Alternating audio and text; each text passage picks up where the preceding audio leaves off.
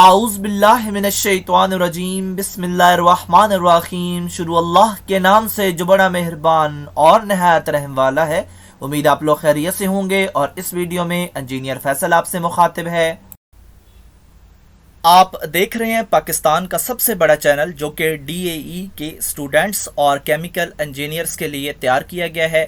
इस चैनल में मौजूद हैं 1000 से ज़ायद वीडियोस और मज़ीद वीडियोस की तैयारी जारी है।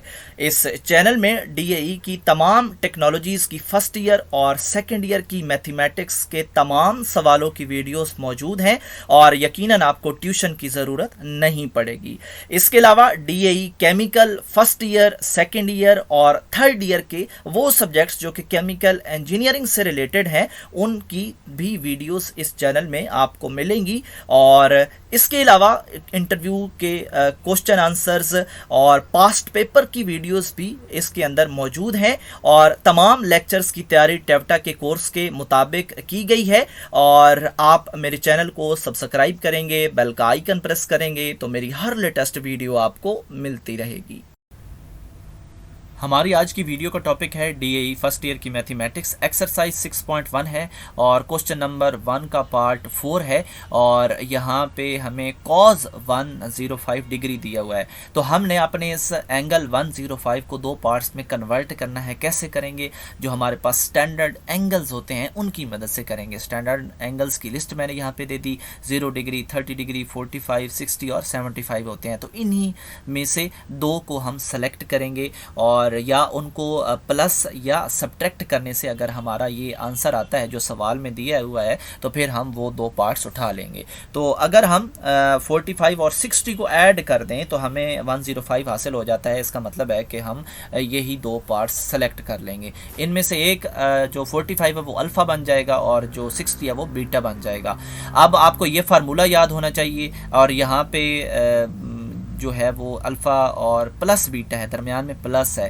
तो ऐसे फार्मूले भी हैं जिनमें दरमियान में नेगेटिव है जस्ट और कोई फ़र्क नहीं है, लेकिन जो है फ़र्क यहाँ पे पड़ जाएगा। तो यहाँ पे अब आप अल्फ़ा और बीटा की जस्ट वैल्यूज़ पुट करेंगे इस फार्मूले की राइट साइड पे और वैल्यूज़ पुट करने के बाद ऑफ कोर्स इनकी भी वैल्यूज़ फिर पुट करनी पड़ेंगी और वो यहाँ पे जो टेबल अवेलेबल है इसकी मदद से हम पुट करेंगे। ये टेबल आपको याद होना चाहिए और ये याद होगा तो आप इनकी वैल्यूज़ पुट कर पाएंगे, वरना आप आगे नहीं चल पाएंगे। अब यहाँ पे वैल्यूज़ पुट करने के बाद हम ब्रैकेट्स कह रही हैं कि हमें आपस में मल्टीप्लाई कर दो। अपर को अपर और लोअर को लोअर पोर्शन से मल्टीप्लाई कर देंगे और दोनों साइड्स पे।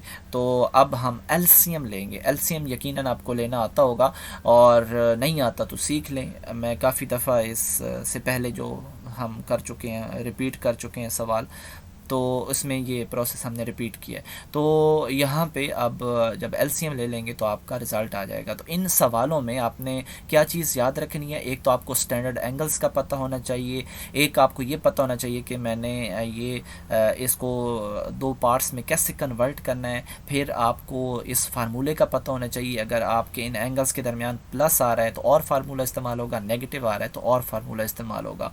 तो इसके बाद आपको टेबल की वैल्यूज़ याद होनी चाहिए। तो ये 3-4 चीज़ें जब तक आप के पास इनकी ग्रिप नहीं होगी आप ये सवाल बिल्कुल भी नहीं कर पाएंगे। तो ज़रूरी है आपको ये 3-4 चीज़ें याद होनी चाहिए, तभी आप इन सवालों को डील कर पाएंगे। और इसके अलावा ये छोटे सवाल हैं, उम्मीद है ये आ भी सकते हैं।